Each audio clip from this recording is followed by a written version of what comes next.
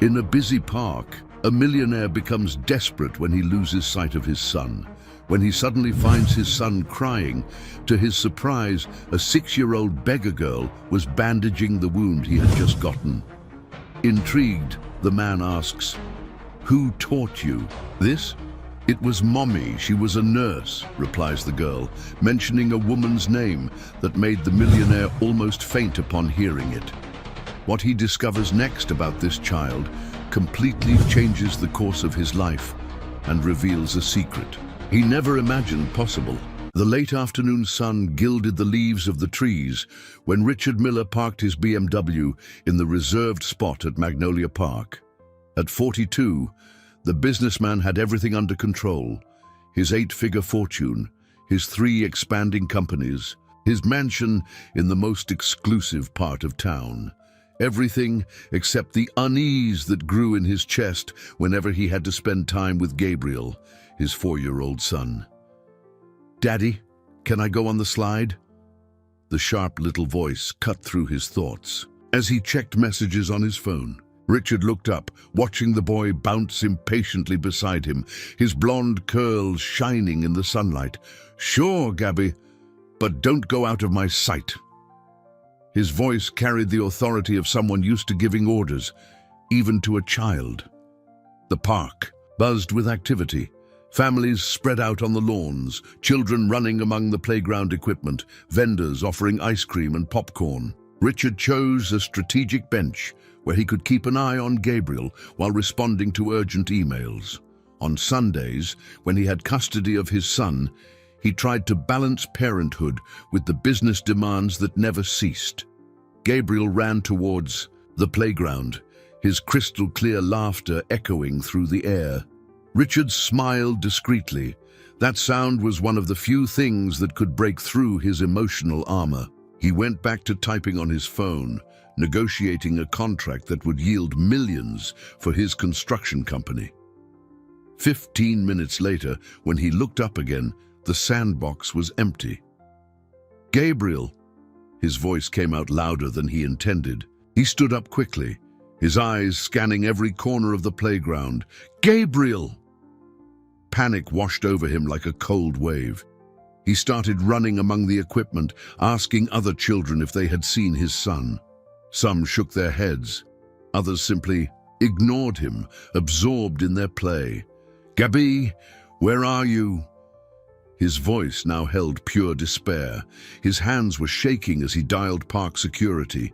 In his mind, terrible scenarios unfolded: kidnapping, accidents. His fortune made him an obvious target for criminals. He ran towards the small lake, his heart pounding so hard he felt the pulse in his temples. The mirrored water reflected his pale and distraught face. There was no sign of Gabriel. "Please, God, no," he murmured, now running towards the back of the park, where the brush was thicker. That's when he heard the crying. He followed the sound desperately, pushing aside branches and going through a small patch of woods. On the other side, he found a clearing where a few children were playing far from parental supervision. And there, sitting on the ground with a scraped and bleeding knee, was Gabriel. "Daddy!" The boy held out his arms, tears rolling down his rosy cheeks. Richard ran and knelt beside his son, quickly checking for other injuries. "My God, Gabby, you scared the life out of me. How did you hurt your knee?" "I tripped on a tree root when I was running. It hurt a lot, Daddy." That's when Richard noticed the girl. She was kneeling beside Gabriel, her small hands delicately holding a piece of clean cloth she had torn from her own shirt. With precise and careful movements, she was cleaning the blood from the boy's wound, murmuring words of comfort. "Don't cry anymore, okay? It won't hurt much longer." Her voice was sweet, but there was a strange maturity to it. Richard watched in astonishment as the child made an improvised bandage, tying the cloth around Gabriel's knee with the skill of someone much older. She must have been about 6, but her movements were precise, almost professional. "Who taught you how to do that?" The question slipped out before he could think. The girl raised her face to him for the first time.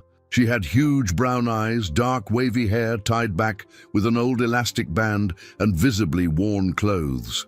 Her bare feet were dirty with soil. Mommy did. She was a nurse. Richard's world stopped. The name that formed on the child's lips made his blood run completely cold. Marina Silva. The name left the girl's lips like a direct arrow to Richard's chest. 7 years. It had been exactly 7 years since he'd heard that name last. 7 years since Marina had disappeared from his life without explanation, leaving only a cold note on the table of the apartment they shared. I need to leave. Don't look for me. Richard felt his legs go weak. The girl continued to take care of Gabriel's injury, oblivious to the emotional earthquake she had caused in the man in front of her. He calculated mentally. 6 years old, Marina had left. 7 years ago. The timing coincided perfectly. What was your mommy like? His voice came out hoarse, almost inaudible. She smiled, a sad but loving smile. She was the most beautiful person in the world. She had long hair that shone in the sun, just like mine, and her hands were magical. She healed everyone at the City General Hospital where she worked. Richard closed his eyes. Marina, the brown, hair that ran through his fingers on lazy Sunday mornings. The delicate hands that touched him with such tenderness, the same hands that saved lives at the City General Hospital where she worked as a nurse. My name is Sophia, the girl continued, helping Gabriel stand up. And you're the little boy's daddy, right? He's very brave. He didn't cry even a little bit when I cleaned his scrape. Sophia. Marina always said that if she had a daughter, she would name her Sophia because it meant wisdom. Children are born with a wisdom that we adults lose along the way, she would say, stroking her imaginary belly as they dreamed together of a future that never came. Daddy, Sophia is like the angels Mommy tells stories about. Gabriel pulled on his father's shirt sleeve, bringing him back to the cruel reality. She took care of me when you weren't here. The word Mommy made Richard choke. Clarissa, his current wife, was a wonderful woman, but she had never been able to inspire the same fascination in Gabriel that this little stranger had in just a few minutes. Thank you for taking care of my son, Richard murmured, picking up Gabriel in a sudden hurry. He needed to get out of there. He needed to think. He needed to escape the truth that was unfolding before his eyes. Wait! Sophia ran after him as he hurried towards the car. The little boy needs to change the bandage tomorrow, and you have to clean the wound well, otherwise it could get infected. He stopped, looking back. Sophia was standing in the middle of the path, her thin arms swinging at her sides. There was something familiar about her gestures, the way she tilted her head when she spoke, the genuine concern in her eyes. How do you know that? He asked, even though he already knew the answer. Mommy taught me a lot before she went to live with the angels. She said I had to take care of people just like she did. Richard felt the world spin. Marina was dead. His Marina, who laughed too loud in movie theaters, who danced barefoot in the kitchen while making breakfast, who cried watching dog commercials on TV. Dead. Come on, Gabby. We have to go home. His voice came out harsher than he intended. But Daddy, what about Sophia? Doesn't she have anyone to take care of her? Yes, I do. Sophia approached, smiling at Gabriel. I have Grandma Dulcie. She lives with me in a small place, but it's very cozy. Richard put Gabriel in the back seat of the car, his hands trembling, as he buckled the seatbelt. When he turned to say goodbye, Sophia had disappeared among the trees in the park. On the way home, Gabriel didn't stop talking about the pretty girl who took care of my scrape. Each word was a stab in Richard's chest. He made up excuses, changed the subject, turned up the radio, but nothing could silence his son's voice or the ghosts that had resurrected in his mind. Daddy, did you know Sophia's mommy?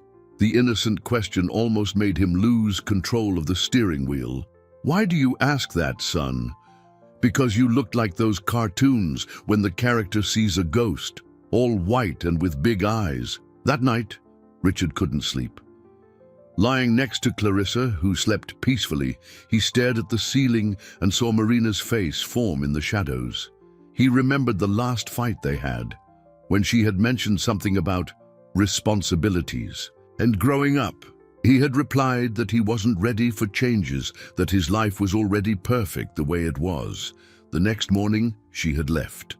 Now, 7 years later, a 6-year-old girl was watching him with the same brown eyes as Marina, carrying the same gift for taking care of people that her mother possessed.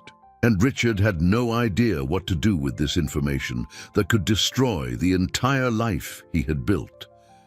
Breakfast at the Miller mansion unfolded in a tense silence. Clarissa, elegant even in her silk robe, was flipping through a home decor magazine while drinking her green tea. Gabriel was playing with the cereal on his plate, clearly bored with the morning routine. "Daddy, are we going to the park again today?" The question came with a hopeful smile. Richard almost choked on his coffee. "No, son, we have other plans today." "But you promised we'd play there whenever I wanted." Gabriel's voice took on a whiny tone. "And I want to see if Sophia is okay. Does her knee hurt like mine did?" "Who's Sophia?" Clarissa looked up from her magazine, curious. "A girl who took care of Gabby at the park yesterday," Richard replied quickly, avoiding going into detail. "Just some kid playing around." "She's not just some kid," Gabriel protested indignantly. "She's special. She knows how to take care of scrapes like real doctors." Clarissa smiled. "How sweet. Children always have such fertile imaginations, don't they, darling?"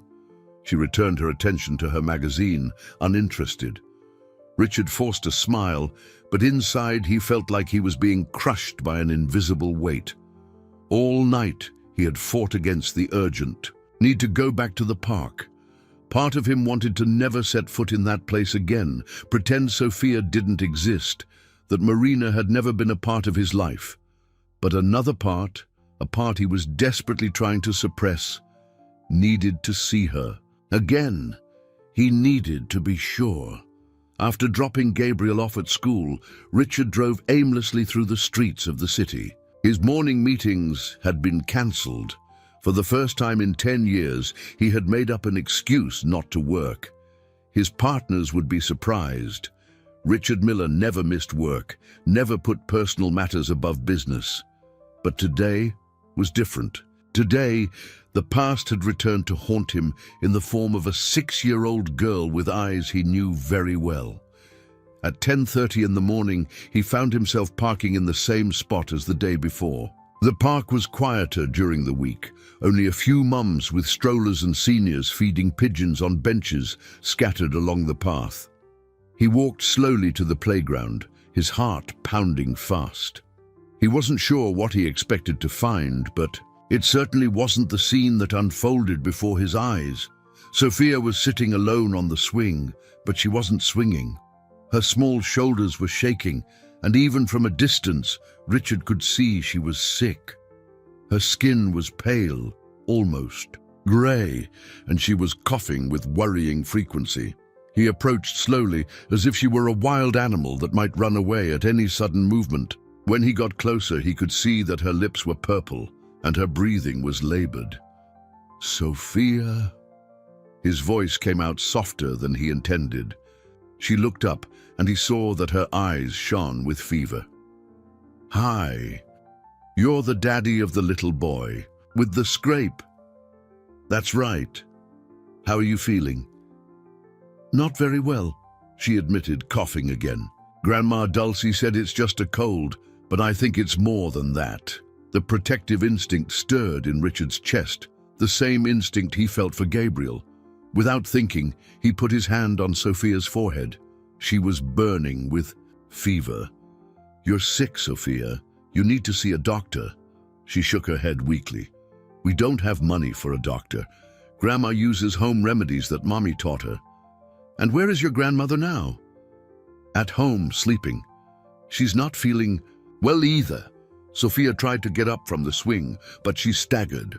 Richard held her by the arms, scared by how light she was, too light for a 6-year-old. "When was the last time you ate?" Sophia thought for a moment, as if it was hard to remember. "Yesterday. I think yesterday morning. Grandma made some tea and we shared some leftover bread." Richard's stomach turned. While he and his family were having breakfast on fine china, his possible daughter was going hungry not far away. "Now come with me," he said, making an impulsive decision. "Let's get you some food and medicine." "I can't take it," Sophia murmured, but her voice lacked conviction. "Grandma says we shouldn't take things from strangers." "I'm not a stranger. I'm Gabriel's friend, remember? And friends take care of each other." In Sophia's feverish eyes, he saw a flash of hope. It was the same expression Marina had when he promised to take care of her forever, a promise he had broken in the most cowardly way possible. Now, looking at that frail child who carried so many similarities to the woman he had loved, Richard understood he had a second chance, a chance to do the right thing, even if it meant confronting truths he had spent years trying to forget.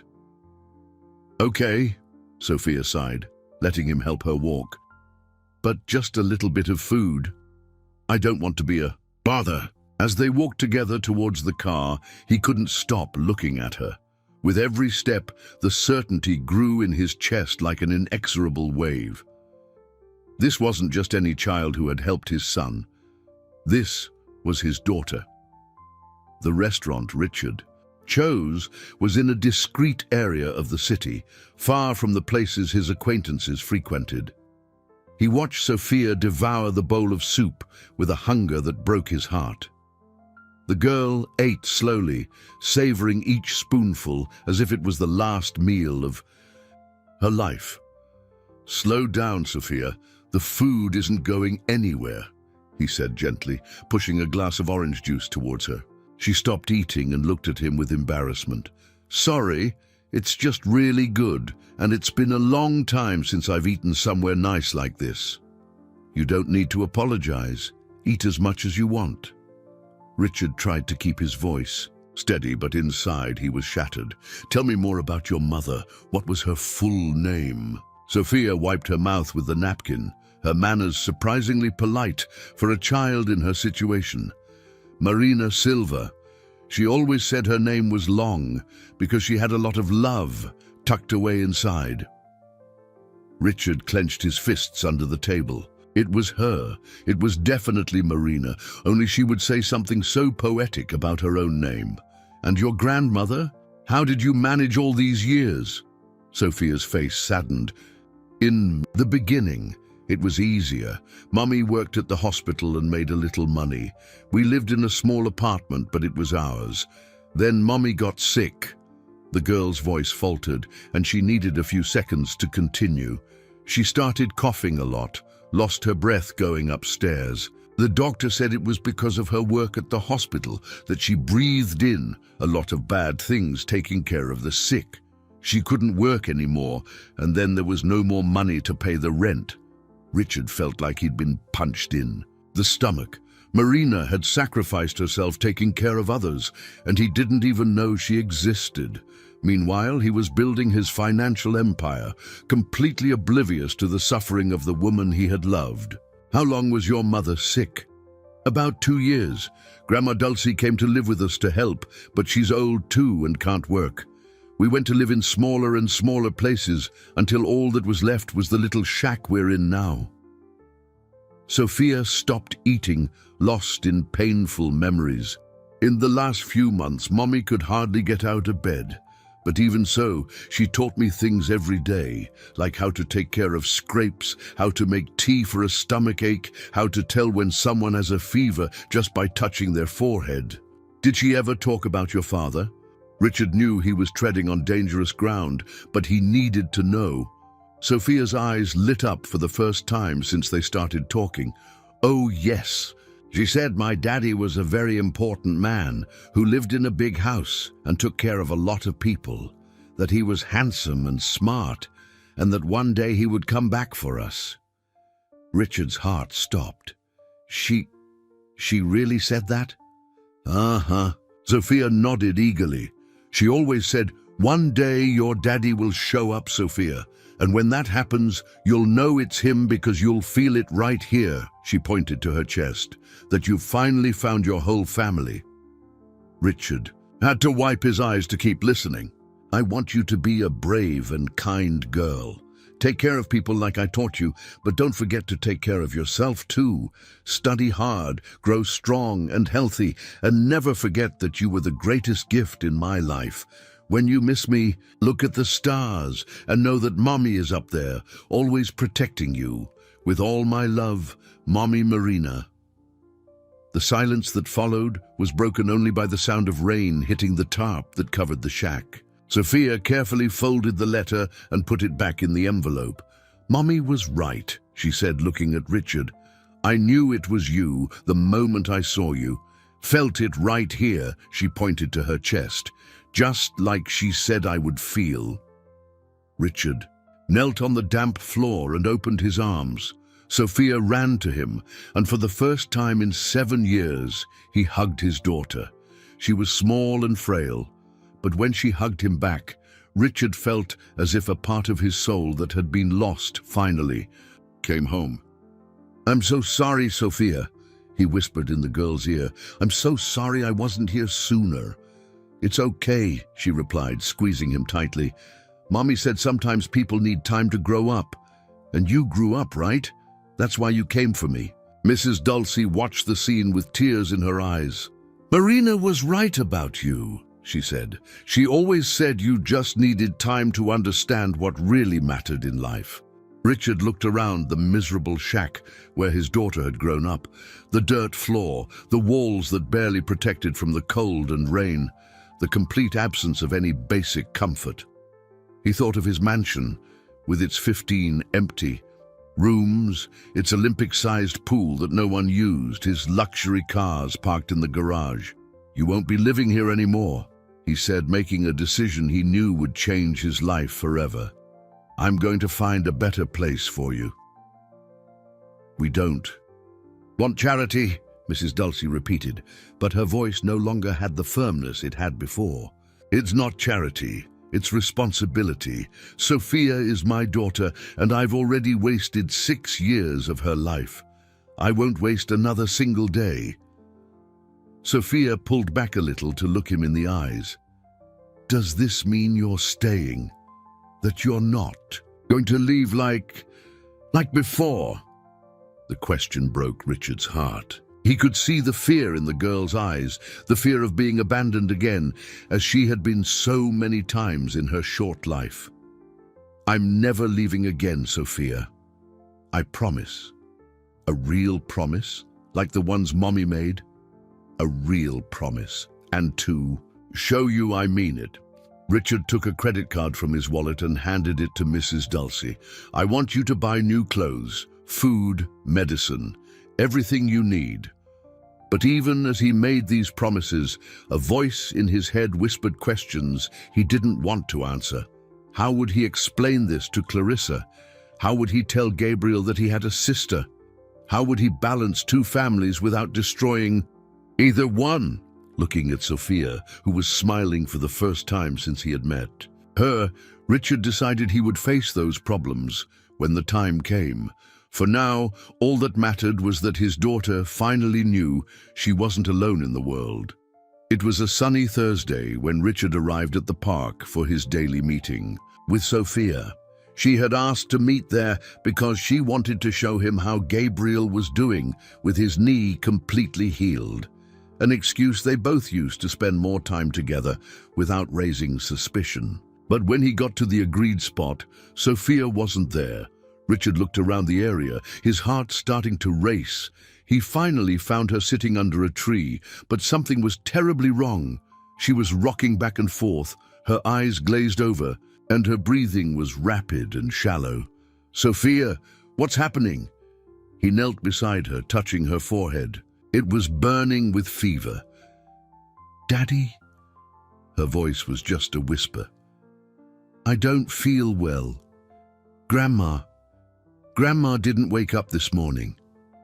Richard felt panic take over. "What do you mean she didn't wake up?" She was breathing, but I couldn't wake her up. I tried to make tea like she taught me, but Sophia tried to get up, but she staggered dangerously. Calm down, honey. I'm taking you to the hospital right now. I can't go to the hospital, Sophia murmured, confused by the fever. We don't have money. Grandma always says hospital is for those who can pay. Sophia, look at me. Richard held the girl's face in his hands. You are my daughter. I can pay. I will take care of you. Before she could answer, Sophia's eyes rolled back and she fainted in her father's arms. Richard had never run so fast in his life. He carried Sophia to the car, put her in the back seat, and sped towards St. Jude's Medical Center, the best private hospital in the city. During the entire drive, he watched his daughter's labored breathing in the rearview mirror, fear gnawing at his stomach. Please, don't let me lose her too, he murmured, driving faster than he ever had before. In the hospital emergency room, Richard faced the practical consequences of his decision to take responsibility for Sophia for the first time.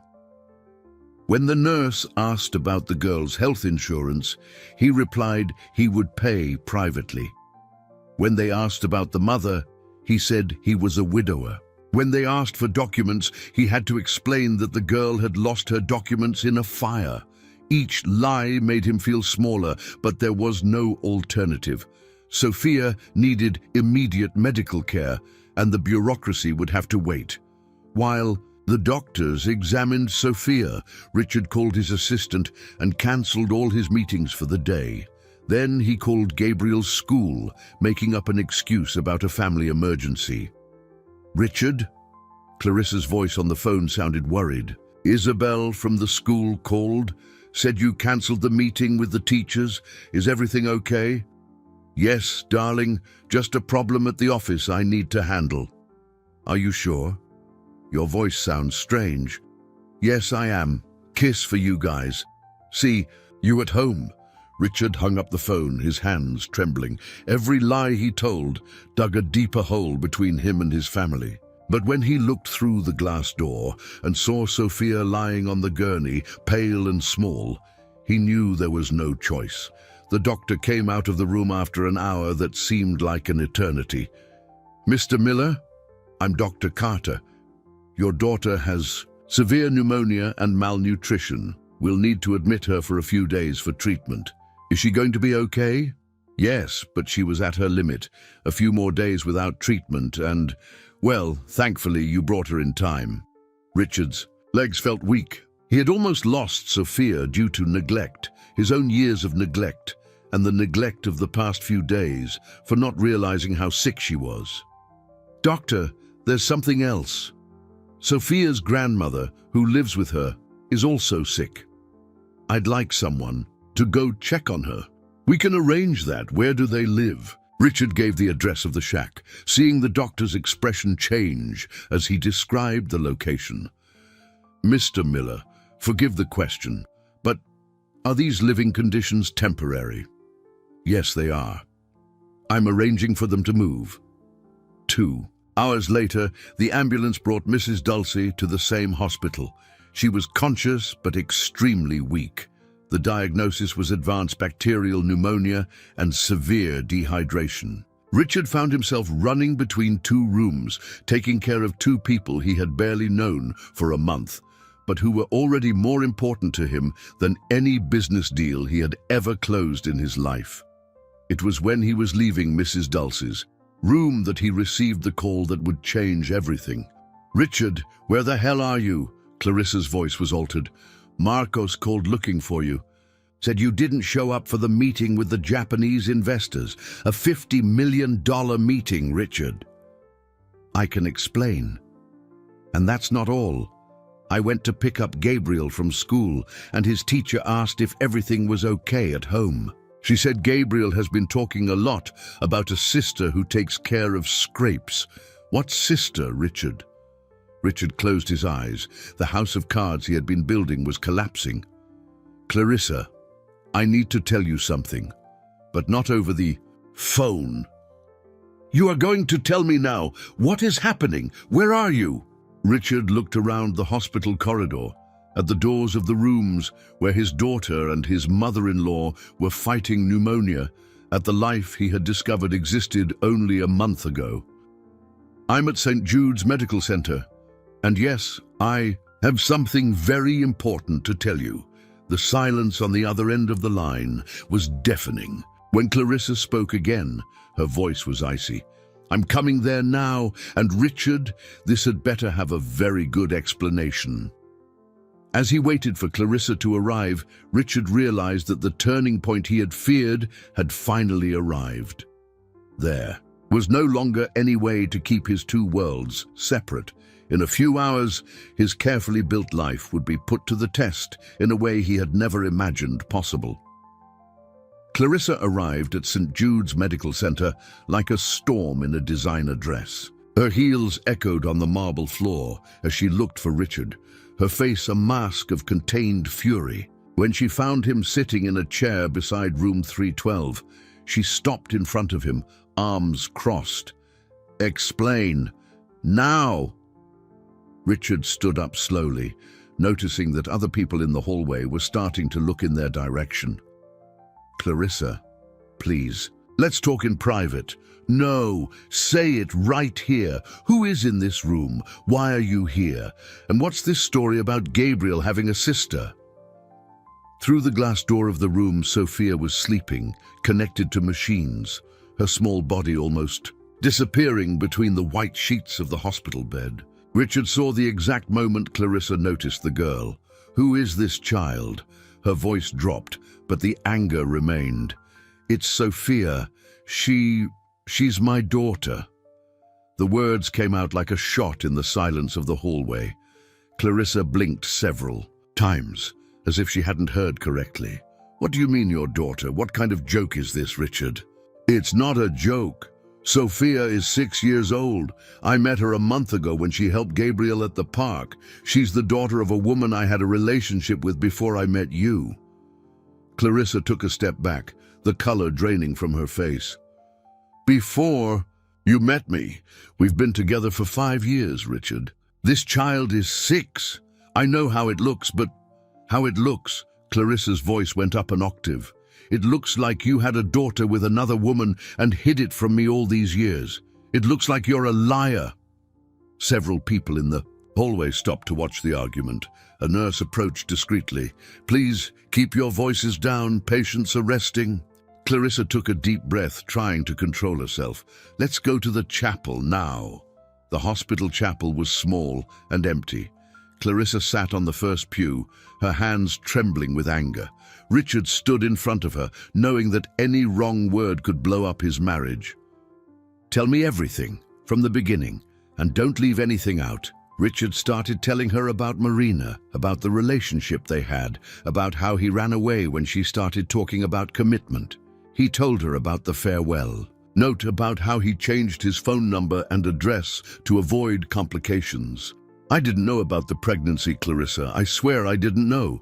"Lie!" Clarissa stood up, her eyes shining with tears of rage.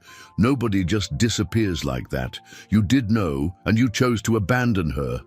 "That's not true. Marina never told me." "Because you didn't give her a chance. You ran away like a coward." Clarissa started pacing the chapel.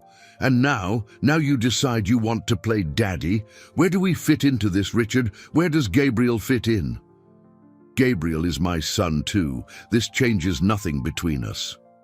"Changes nothing?" Clarissa stopped in front of him, incredulous. "You have a 6-year-old daughter, a daughter who grew up in poverty while you built your fortune, and you think that changes nothing?" Richard tried to approach her, but she backed away. "Clarissa, I know it's hard to understand, but Sophia needs me. She and her grandmother were living in a shack without food, without medical care. I can't turn my back on her again." "Again?" Clarissa laughed bitterly. "You already turned away once. What guarantees you won't turn away again when things get hard?" "Because I learned, because I saw what my cowardice caused." "And what am I supposed to do with this? Pretend everything is okay? Accept your bastard daughter into our family?" The word bastard hit Richard like a punch. Don't talk about her like that. Sophia is an innocent child. And Gabriel, what do I tell my son? That his father has a secret family that's more important than us? It's not more important. It's different. Gabriel will always be my son, just like Sophia always was. The question was loaded with venom. How many other children are out there, Richard? How many other women did you abandon pregnant? Just Marina. Just Sophia. And I will never abandon either of my children again. Clarissa sat down again, covering her face with her hands. When she looked at him again, there were tears in her eyes. I don't know if I can do this, Richard. I don't know if I can live with the fact that you hid this from me, that you are capable of abandoning a child. I was young, immature. People change, Clarissa. They change? Or do they just pretend they've changed when it's convenient? She stood up and walked towards the door. I need time to think. Clarissa, wait. No. She stopped without turning. Around. I'm going to pick up Gabriel from school, and we're going to stay at my mother's house for a few days. When you decide what you really want from life, whether you want to be Gabriel's father or play hero with your lost daughter, call me. I want both. I want to be a father to both of them. Clarissa turned around one last time, her face wet with tears. Maybe you want to, Richard, but wanting and getting are very different things, and I won't let Gabriel suffer because of your past choices.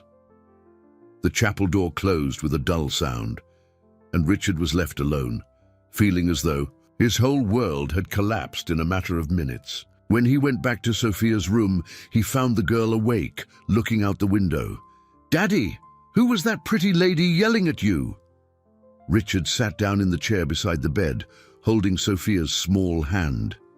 That was Clarissa, Daddy's wife. Was she mad because you came to take care of me? The simple question carried a painful wisdom. Richard kissed his daughter's forehead, without knowing how to answer without lying. A week had passed since the confrontation at the hospital. Richard divided his time between visiting Sophia, who was recovering quickly, and trying to talk to Clarissa, who refused to answer his calls. Gabriel remained at his maternal grandmother's house, and Richard could only see him during the supervised visits that Clarissa allowed, an hour a day, always in her presence. It was a rainy Friday when Sophia was discharged from the hospital. Richard had rented a small but decent apartment in a middle-class area where she and Mrs. Dulcie, who was also recovering, could live with comfort and security. Is this where we're going to live? Sophia looked around the two-bedroom apartment, her eyes shining with wonder. For a child who had grown up in a 30-square-foot shack, that space seemed like a palace. It is, Princess. And look, Richard, open the door to the smaller bedroom. This is your room, all yours. Sophia walked in slowly, touching everything with reverence. The twin bed with floral sheets, the small desk, the bookshelf with some children's books that Richard had bought. Really? Just mine? Just yours. And when Grandma Dulcie gets out of the hospital, she'll have her own room too. Sophia ran to him and hugged him tightly. Thank you, Daddy. Mommy was right. You're the kindest person in the world. The comment should have made Richard happy, but it only increased the weight of guilt he carried. If he were as good as Marina had said, he would have been there since Sophia was born. As they put away the new clothes they had bought, Richard's phone rang. It was an unknown number. Richard Miller. Yes. My name is Oswald Jones, private investigator. I'm calling because your wife, Clarissa Miller, hired me to investigate your recent activities. Richard felt his blood run cold. Investigate? How? Photos, documents, records of where you've been in the last few weeks. I'm sorry to inform you that we found out about your daughter Sophia and also about Marina Silva. I have medical records, birth certificate here, and several photos of you coming and going from the apartment where the lady lives now. What does Clarissa intend to do with this information? You'll have to ask her that, but I can tell you beforehand that she seemed very interested in the timeline of events, especially during the period when Mrs. Marina tried to contact you in 2018. The investigator made a significant pause. Mr. Miller, I found records of 3 calls that Mrs. Marina made to your office in January 2018, all logged at reception as urgent personal matter. There are also records of her having gone personally to your old apartment in February of the same year, where she spoke with the doorman asking about your whereabouts. Richard sat down heavily on the sofa. Clarissa now had proof that Marina had tried to contact him and that he had consciously run away. Is there anything else I should know? Yes, sir. Your wife also asked me to investigate recent financial transactions. The expenses for the hospital, apartment, clothes, everything is documented. And there are photos of you with the girl in various public places. After he hung up, Richard sat in silence, trying to process the implications. Clarissa wasn't just angry, she was building a case against him. Daddy? Why are you sad? Sophia approached, worried. I'm not sad, honey. Just thinking about some things. Is it because of your wife? Doesn't she like me? Sophia's direct question caught him off guard. Why do you ask that?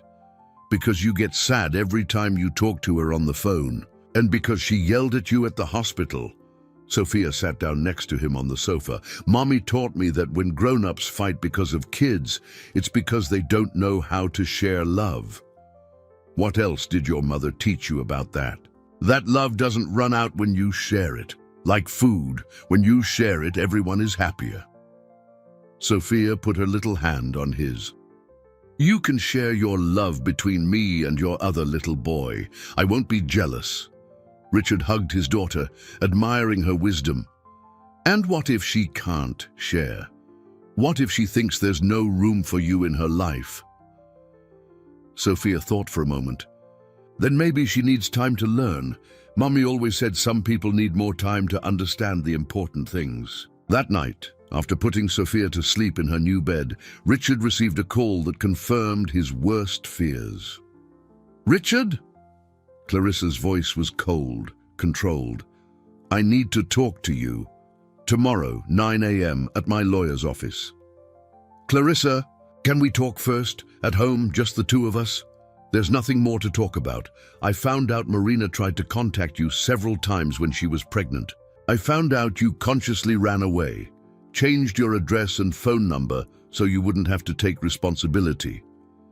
Clarissa, I can explain. You've already explained everything. With your actions. Her voice trembled slightly. Tomorrow, we'll discuss the terms of the divorce and Gabriel's custody. Divorce? Clarissa, you can't do this. Gabriel needs his father. Gabriel needs a father he can trust. A father who doesn't abandon his children when life gets complicated. She paused. And Richard, if you try to make this process difficult, I'll make the whole story about Marina and Sophia public. Imagine the headlines. Millionaire businessman abandons pregnant lover, reunites with daughter 6 years later. Your reputation and your businesses won't survive the scandal. The line went dead, leaving Richard in the silence of the new apartment. Through the window, he could see the city lights, a city where he had built a financial empire that now threatened to collapse. From the next room came the sounds of Sophia's quiet breathing, finally sleeping safely for the first time in years. Richard realized he was facing the most difficult choice of his life.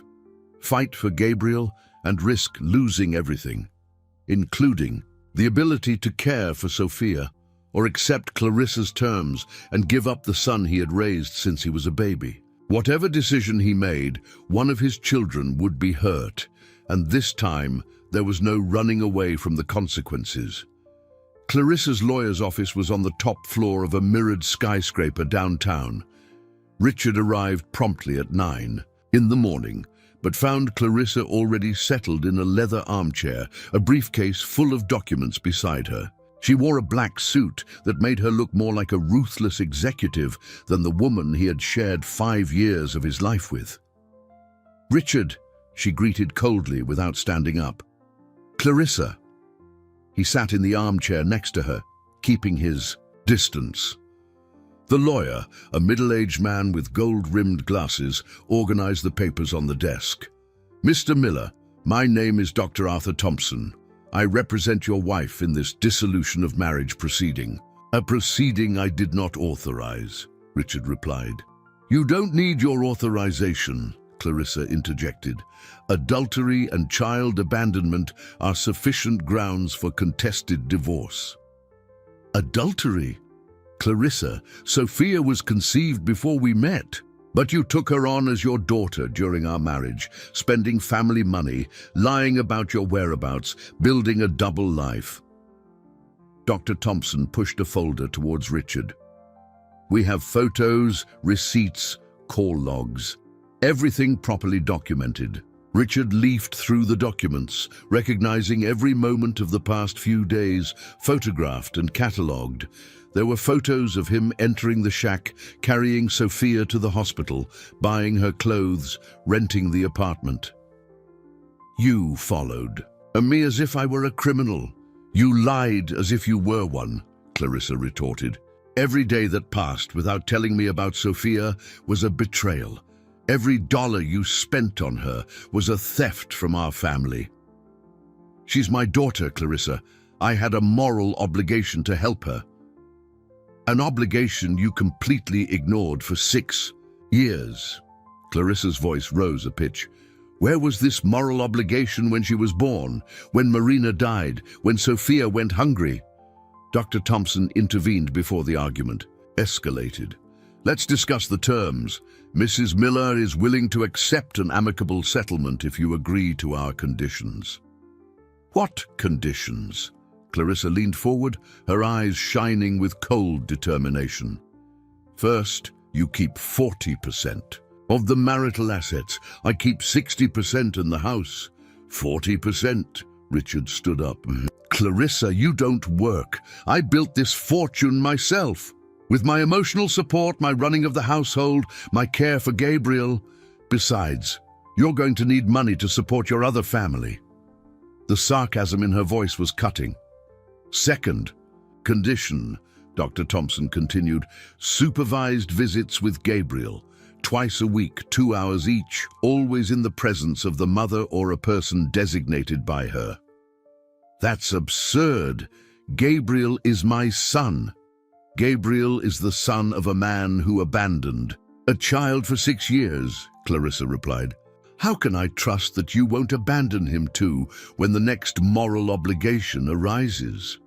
"Third condition," the lawyer proceeded relentlessly, "absolute confidentiality on the grounds for divorce. If you or anyone close to you leaks information to the press, the agreement will be nullified and will move to public litigation.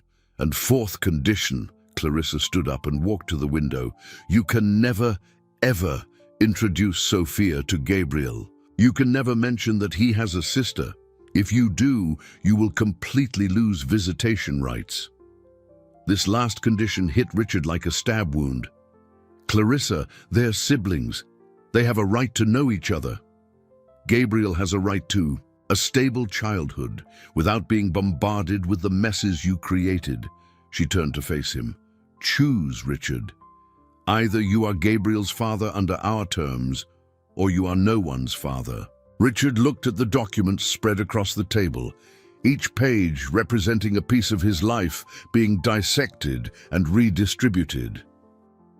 "And if I don't accept?" Dr. Thompson opened another folder.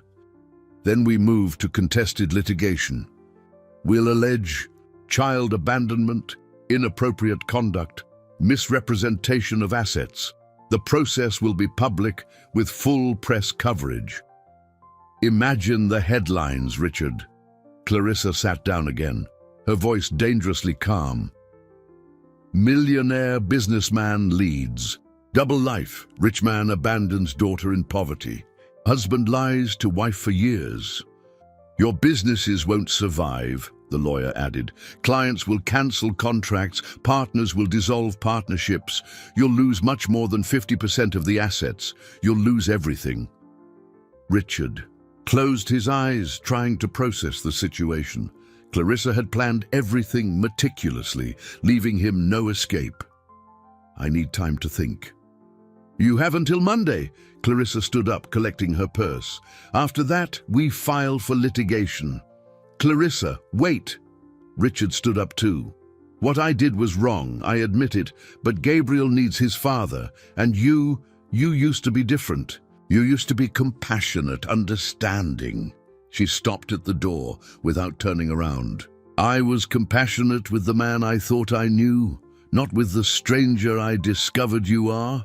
And Sophia, an innocent child who just wants a family. Sophia isn't my problem. She's a consequence of your choices. Now she turned around and Richard saw tears in her eyes for the first time. You chose to abandon her 6 years ago. You chose to lie to me. You chose to put her above our family. Now choose who you want to be with. After she left, Richard was left alone in the office with Dr. Thompson, who was organizing the papers with clinical efficiency. May I offer some unsolicited advice, Mr. Miller? You may. Accept the settlement. Your wife is determined to destroy you if necessary, and when a wounded woman has that determination, he shook his head, she usually succeeds. Richard left the building walking like a zombie. On the street, the normal city bustle contrasted with the chaos in his mind. People went to work, children went to school, life went on while his was falling apart. When he arrived at Sophia's apartment, he found her drawing at the living room table. She had made a drawing of the whole family, her, Grandma Dulcie, Richard, Gabriel, and even Clarissa, all smiling and holding hands. Do you like it, Daddy? It's for when we meet for real. Richard looked at the drawing and felt his heart break. Sophia dreamed of a united family that might never exist. And in 3 days, he would have to choose which of the 2 children in the drawing would remain in his life. Sunday dawned grey, matching Richard's mood. It was the last day before Clarissa's ultimatum, and he still hadn't made a decision. He spent the whole night walking around the apartment, looking alternately at Sophia's drawing of the whole family and at the photo of Gabriel he carried in his wallet. Sophia was in the kitchen, trying to make breakfast. Since they moved into the apartment, she had insisted on helping with the household chores, as if she wanted to repay all the kindness she had received. Daddy, did you sleep poorly again? She placed a glass of orange juice in front of him, worried. A little, princess, but don't worry about me. Mommy used to say when grown-ups can't sleep, it's because they're carrying very heavy problems alone. Sophia sat beside him. Do you want to talk about the heavy problem? Richard looked at that 6-year-old girl who spoke with the wisdom of someone much older. It's complicated, Sophia. Sometimes grown-ups have to make very difficult choices. About me and Gabriel. The direct question surprised him. Why do you think that? Because you get sad every time you talk to Clarissa. And because you have his photo in your wallet, but you never brought him here to meet me. Sophia stirred her juice with the straw. He doesn't want to meet me? It's not that, honey. It's complicated. Mommy always said things only get complicated when grown-ups make them complicated. Kids always find a way to be friends. Before Richard could answer, his phone rang. It was Clarissa, and her voice was altered. Richard, Gabriel is missing. What do you mean missing? He left his room this morning saying he was going to play in my mother's yard. When I went to look, he wasn't there. We've already looked all over the neighborhood. Richard stood up immediately. Have you called the police? I just did, but Richard, I found a note in his room. He wrote that he went looking for the sister who takes care of scrapes. Richard's heart stopped. Is he coming here? I don't. No, he's a 4-year-old child, Richard. He doesn't even know his address properly. I'm going out to look. If he shows up there, call me immediately. Richard hung up and turned to Sophia, who had heard the whole conversation. Gabriel ran away to find me. Her eyes filled with tears. He might get hurt. We'll find him, Princess. Put on a coat. Let's go out. They searched the streets of the neighborhood, asking store owners and doormen if they had seen a blonde child alone. Richard called Clarissa every 15 minutes, but there was no news. It was Sophia who had the bad idea. Daddy, what if he went to the park where we met? Maybe he thinks I'm there. Richard slapped his forehead. Of course, Magnolia Park. They drove in tense silence to the park. Richard scanned every corner with his eyes, panic growing with every second that passed. And then Sophia shouted, "There, under that tree!" Gabriel was sitting in the same spot where Sophia had taken care of his knee a month ago. He was crying softly, his eyes red and swollen. When he saw Richard approaching, he ran to him. "Daddy, I wanted to find Sophia!" Richard picked him up, feeling relief flood his body. "Gabriel, you scared everyone so much. Why did you go out alone?" "Because you never bring Sophia to see me, and I wanted to play with her." Gabriel sniffled. "Grandma said you don't live with us anymore because of her, and I wanted to meet her." Richard looked at Sophia, who had approached slowly as if afraid of scaring Gabriel. The two siblings looked at each other for the first time since that day in the park. "Hi," Sophia said softly. "You're Gabriel, right? From the scraped knee." "Hi, are you my sister?" "Yes, I am. You've grown a lot since that day." Gabriel held out his hand to Sophia. "Want to see? It doesn't hurt anymore." He showed his knee. "It's just like new." Sophia smiled, gently touching Gabriel's knee. "It's perfect. You're very brave." "You're brave too. Daddy said you took care of me when I was crying." Richard watched the scene with a heavy heart. It was exactly as Marina had said it would be. The kids found a way to be friends, while the grown-ups complicated everything. His phone rang. It was Clarissa. "Did you find him?" "I found him. He's okay. We're at Magnolia Park." "I'm coming there now." "Clarissa, wait. He's meeting Sophia. Let them talk for a bit." "Don't even think about it. You're violating our agreement." "What agreement? I haven't signed anything yet." Richard stepped away from the children. "Clarissa, look what happened. Gabriel ran away from home because he wanted to meet his sister. Doesn't that tell you anything?" "It tells me you filled his head with these ideas." "I never told Gabriel about Sophia. He found out on his own, overhearing conversations. Kids are smarter than we think."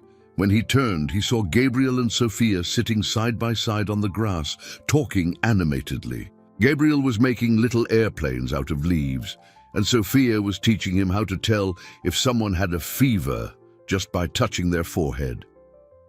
"Daddy," Gabriel called him. "Sophia is very smart. She knows how to take care of scrapes like a doctor." "And Gabriel is very funny," Sophia added. "He told me jokes he learned at school." Richard knelt between the two of them. "Gabriel, you can't go out alone like that. Your mother was very worried." "Sorry, Daddy, but I really wanted to meet my sister." Gabriel looked at Sophia. "Do you want to come play at my house?" "I'd love to, but what?" Gabriel asked, innocent. Sophia looked at Richard, who didn't know how to answer. How to explain to a 4-year-old child that the adult world sometimes didn't allow siblings to be siblings? That's when they heard hurried footsteps on the grass. Clarissa was approaching, her face a mask of fury and concern. "Gabriel, how could you do this to me?" She ran and picked him up, checking if he was hurt.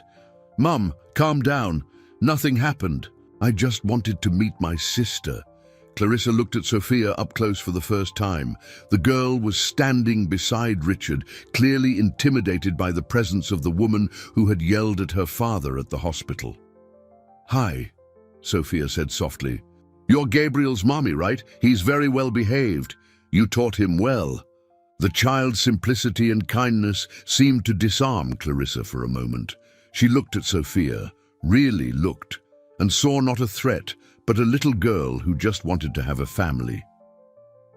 "Mom," Gabriel pulled Clarissa's face so she would look at him. "Can I play with Sophia sometimes? She promised to teach me how to take care of scrapes." Clarissa looked from Gabriel to Sophia, then to Richard. And for the first time in weeks, the anger in her eyes gave way to something he couldn't identify. "Let's go home, Gabriel. We have a lot to talk about." On Monday morning, Richard woke up early, knowing that in a few hours he would need to give Clarissa his final answer. The meeting between Gabriel and Sophia at the park had changed something in the family dynamic, but he didn't know exactly what. Clarissa hadn't called since she took Gabriel away on Sunday, and the silence bothered her more than any threat. He was having coffee when he received a call from the hospital. Mrs. Dulcie had a relapse during the night and was asking to speak with him urgently. "Daddy, is Grandma sick again?" Sophia asked, seeing the worry on his face. "Let's go to the hospital to see how she's doing, okay?" At the hospital, they found Mrs. Dulce awake, but visibly frail. Doctors had informed them that she was stable, but needed absolute rest. "Richard," she called in a weak voice when she saw them enter the room. "I need to talk to you. Sophia, my dear, can you go get a juice from the cafeteria? I want to talk." "Oh, to your father alone." After Sophia left, Mrs. Dulcie gestured for Richard to approach the bed. "I know about the problem with your wife. Sophia told me you're fighting because of her. Mrs. Dulcie, you don't need to worry about that now. You need to focus on getting better. Listen carefully to what I'm going to tell you." Her voice gained unexpected strength. "Yesterday, after you left, I had a visitor. Your wife came here." Richard straightened up in his chair. "Clarissa was here? She wanted to meet me. Said she needed to understand who we were." Mrs. Dulce coughed a little before continuing. "In the beginning, she was hard, cold, just like you described her. But then I told her about Marina." "What? Did you tell her? The truth, the whole truth?" The old woman's eyes filled with tears. "I told her how Marina loved you, Richard, how she cried every night after you disappeared, how she found out she was pregnant and became desperate, not knowing what to do." Richard felt his chest tighten. "Did you tell her about her attempts to find me?"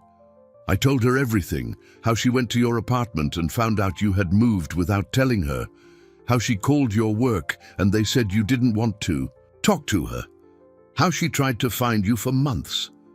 "And what did Clarissa say?" Mrs. Dulcie held Richard's hand with surprising strength. "She cried, Richard, cried like a child, because she understood that Marina didn't want to destroy your marriage. Marina wanted to give you the chance to choose." "What do you mean?" "Marina knew you were afraid of commitment. She told me you fought on the last night because of that. So when she found out she was pregnant, she decided to give you time to grow, to mature. She believed that if it was true love, you would come back on your own." Richard closed his eyes, tears finally overcoming his resistance. "But I didn't come back." "No, you didn't come back." Mrs. Dulcie squeezed his hand. "But Marina never hated you for it. She used to say some people need more time to understand what really matters in life." "And Sophia? What did you tell Clarissa about Sophia?" "I said Sophia isn't a threat to your family. I said she just wants to have a father, like any child. And that she has such a big heart that she has plenty of love to share with a sibling."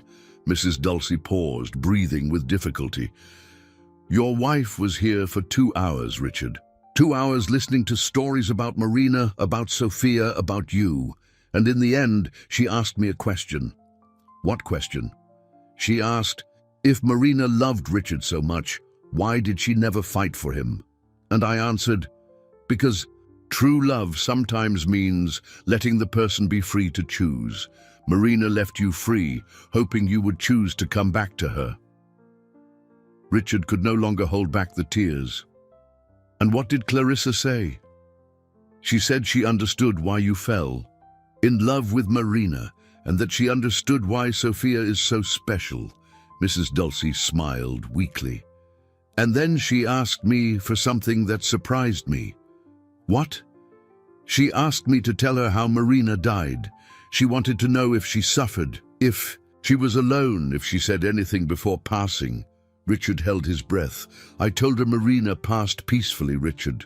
I told her that in the last few days she used to say she saw you arriving to pick up Sophia, that she dreamed of you every day and woke up happy as if you had met again. Marina dreamed about me every night, and she would tell Sophia, your daddy will arrive. It might not be today, it might not be tomorrow, but he will arrive. And when he does, you'll know he's the right person because you'll feel it here. And she pointed to her heart. Mrs. Dulcie tried to sit up in bed, leaning on her elbows. Richard, your wife left here yesterday crying, but not from anger, from sadness. Sadness for Marina, for Sophia, for this whole situation. And she told me something before she left. What did she say? Said she was going to think about everything she heard, that she was going to talk to Gabriel about having a sister, and that maybe you could find a way to be a different kind of family, but still a family. At that moment, Sophia came back with the juice, immediately noticing that something important had happened between the two adults. Grandma, why is Daddy crying? Because sometimes grown-ups cry when they finally understand the important things in life, my dear. Sophia approached Richard and wiped his tears with her shirt sleeve. Don't cry, Daddy. Mommy used to say after the rain always comes a rainbow. That's when Richard's phone rang. It was Clarissa.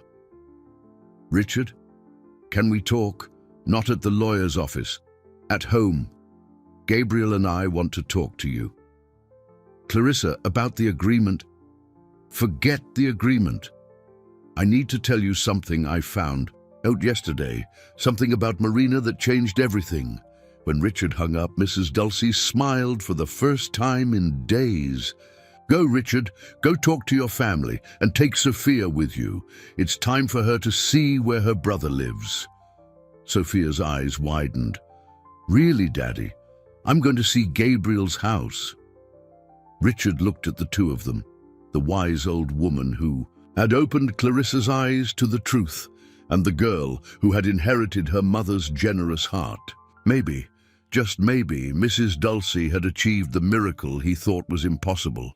Maybe there was still hope for his extended family. The Miller mansion had never seemed as imposing to Richard as it did at that moment, with Sophia by his side, admiring the well-tended gardens and the elegant facade.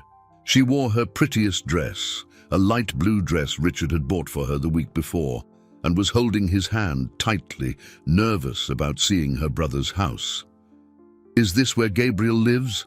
She asked, impressed. It is, Princess. This is where I lived too before all this happened. It's very big. Gabriel must feel lonely sometimes in such a big house. Sophia's simple observation hit Richard hard. Gabriel had always seemed truly lost in that enormous mansion, preferring to stick close to his parents rather than explore the 15 empty rooms. Clarissa opened the door before they rang the doorbell. She had been crying, Richard could see by her swollen eyes, but there was something different in her demeanor. The rigidity had given way to a vulnerability he hadn't seen in a long time. Hi, she said softly, looking first at Richard, then at Sophia. You came. You're even prettier up close, Sophia said with childlike sincerity. Gabriel is lucky to have such a beautiful mommy. Clarissa blinked a few times, clearly not expecting this reaction. Thank you, Sophia. You are very beautiful too. Gabriel appeared running from the back of the house, wearing a superhero t-shirt and a smile that lit up the whole room. Sophia, you really came. He stopped in front of his sister, suddenly a little shy. Do you want to see my room? I have a lot of toys we can play with together. I'd love to see your room, Gabriel, but can I? Gabriel looked at Clarissa, who nodded. Yes, you can. Go play. Your father and I need to talk. The two children went up the stairs hand in hand, Gabriel chattering about his favorite toys and Sophia asking polite questions about everything she saw. Clarissa and Richard stayed in the living room, an awkward silence settling between them. I talked to Mrs. Dulcie yesterday, Clarissa said finally. She told me. Thank you for going there. I needed to understand, Richard. I needed to know who these people were that appeared in our lives. Clarissa sat on the sofa, gesturing for him to sit down too. Mrs. Dulcie told me about Marina. And what did you think? That I was an idiot. Tears returned to Clarissa's eyes. Marina truly loved you, Richard. And you were too cowardly. To see it at the time, Richard lowered his head. I know, I was a complete idiot. But Marina forgave you. Even after everything, she never hated you. And she taught Sophia to love you even before you showed up. Clarissa wiped her eyes with the back of her hand. How can a woman have such a generous heart? Marina was always special. She was the most generous person I've ever known. And Sophia inherited that from her. Clarissa looked towards the stairs, from where the children's laughter came. Yesterday, when I saw her at the park, when I saw how she treated Gabriel, I realized I was angry at the wrong person. Clarissa, let me speak, Richard. She turned to face him completely. I was angry at Sophia, but Sophia is just a child who wants to have a family. I was angry at Marina, but Marina just loved you until the end. The person I should have been angry with was you. You have every right to be angry with me. Yes, I do. You lied to me, hid Sophia, created all this mess.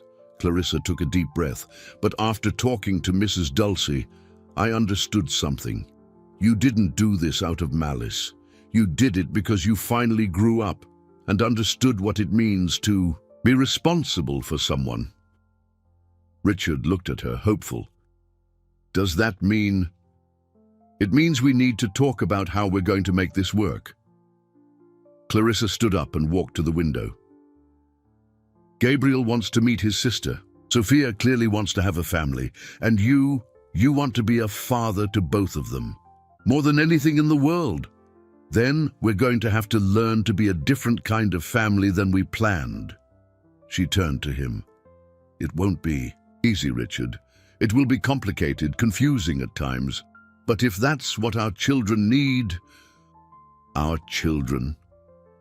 Clarissa smiled for the first time in weeks, a small but genuine smile. Sophia will need a mother figure, won't she? And Mrs. Ilje won't live forever. From upstairs they heard Gabriel shouting excitedly, Sophia, look how fast my car runs. And Sophia's answer, wow, that's cool. Can you teach me how to play? I've never had toys like this. Sure, and you can teach me how to take care of real scrapes. Clarissa and Richard exchanged a look, both smiling as they heard the ease with which the children built their friendship. We have conditions, Clarissa said, sitting down again. First, no more lies. Ever. If there's anything I need to know, you tell me. Agreed. Second, Sophia comes here on weekends. She and Gabriel need to really get to know each other, and I need to learn to be a stepmother. Clarissa, you don't have to. Yes, I do. If we're going to do this, we're going to do it. Right. She wiped away another tear. Third, you come home. Back here. We are a family, Richard, even if it's a different kind of family than we imagined.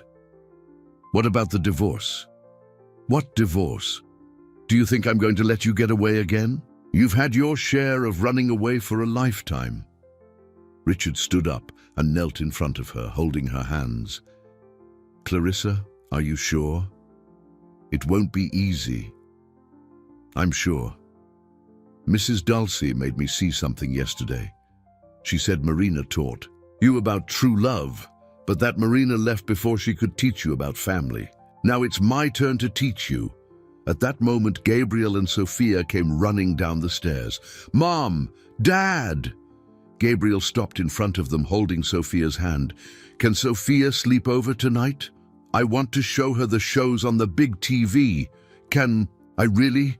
Sophia looked hopefully at Clarissa. Clarissa looked at that girl, the bright brown eyes, the shy but hopeful smile, the small hand holding Gabriel's tightly. And for the first time, she didn't see a threat or a complication. She saw her daughter. "Yes, you can, Sophia. You can even choose a room to be yours for when you come to visit us." "Really?" Sophia let go of Gabriel's hand and ran to Clarissa, hugging her around the waist. "Thank you. Thank you for letting me be Gabriel's sister." Clarissa looked over Sophia's head at Richard, who had tears in his eyes. Maybe Mrs. Dulcie was right. Maybe some wounds could only be healed when one had the courage to open their heart to love, even when that love came in unexpected forms. "You're welcome, Sophia. Welcome to our family." 5 weeks had passed since that first meeting at Magnolia Park. Richard parked in the same spot as always, but this time he wasn't alone. Gabriel jumped out of the back seat, followed by Sophia, both carrying a backpack with toys and a children's medical kit that Clarissa had bought for them. "Can I teach Gabriel how to do a bandage properly today?" Sophia asked, adjusting the pink hairband that held her hair back. A gift from Clarissa the week before. "Sure, Princess, but remember, only with dolls. Don't get hurt on purpose to practice." Richard smiled, watching how the two children had become inseparable. "Dad, are you coming to play with us?" Gabriel asked, holding out his hand to him. "In a bit. First, I'm going to visit Grandma Dulcie." Mrs. Dulcie had left the hospital the week before and now lived in an excellent quality nursing home, paid for by Richard. She had insisted that she didn't want to disrupt the new family, but everyone knew the real reason was to give space for Sophia to adapt to life in the mansion. "Send Grandma a kiss," Sophia asked, "and tell her that today I'm going to tell her how Gabriel taught me how to ride a bike."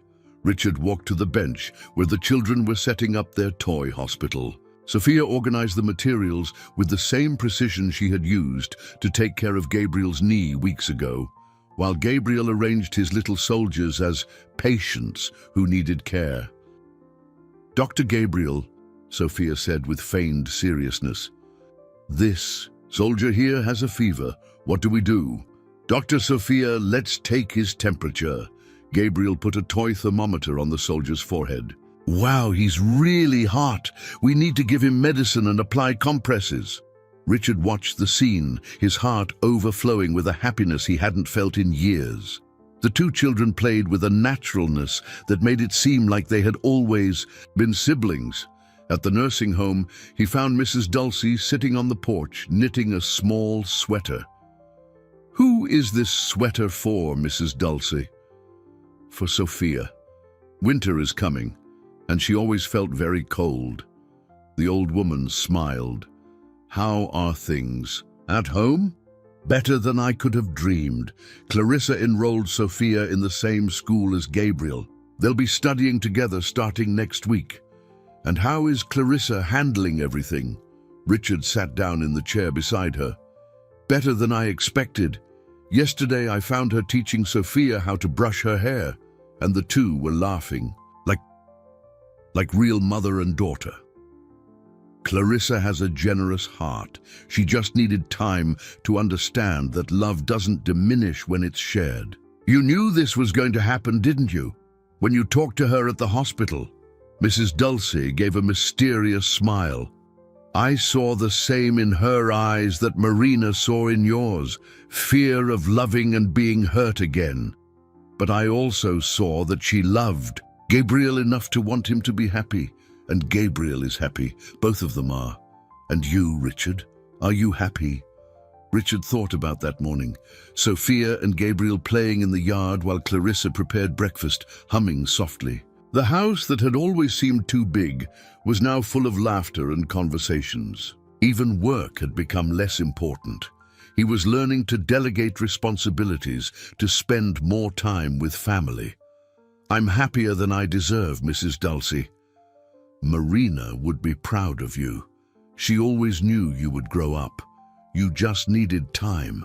From the backpack beside the chair, Mrs. Dulcie took out a yellowed envelope. "I have something for you. I found it among Marina's things that were stored away." Richard opened the envelope carefully. It was a photo he didn't remember taking. Marina pregnant, smiling at the camera, a hand on her rounded belly. On the back, written in her delicate handwriting, "For Rick, our princess is arriving. Eternal love, Marina." "Did she take this photo herself?" Richard asked, his voice choked. "No, I took it.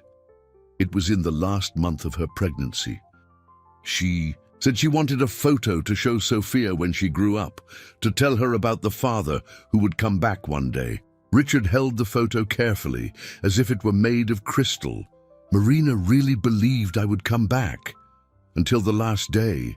Even sick, even struggling, she would say, 'Rick will show up, Mom. I know he will.' When he returned to the park, he found a scene he would forever keep in his memory. Sophia was teaching Gabriel how to put a bandage on a doll's knee, while other children approached curiously. A little girl had really hurt herself falling off the slide, and Sophia, with Gabriel's supervision, was gently cleaning the wound. "It won't hurt," Sophia reassured the child. "My mommy taught me that when you take care of a scrape with kindness, it heals faster. And my sister is the best scrape caretaker in the world," Gabriel added proudly. Richard approached slowly, taking out his phone to photograph the scene. He wanted to show Clarissa how Sophia had taught Gabriel to take care of others, a skill Marina had passed down to her, and that was now spreading like ripples on a lake. "Daddy?" Sophia ran to him when she finished taking care of the little girl. "Gabriel helped me take care of a real child. He's learning fast." "I see, Princess. You make a great team." "Just like you and Mommy used to make?" Sophia asked, innocent. Richard looked at her, at Gabriel, at the other children playing around. He thought about Marina, who had planted seeds of love and care in Sophia.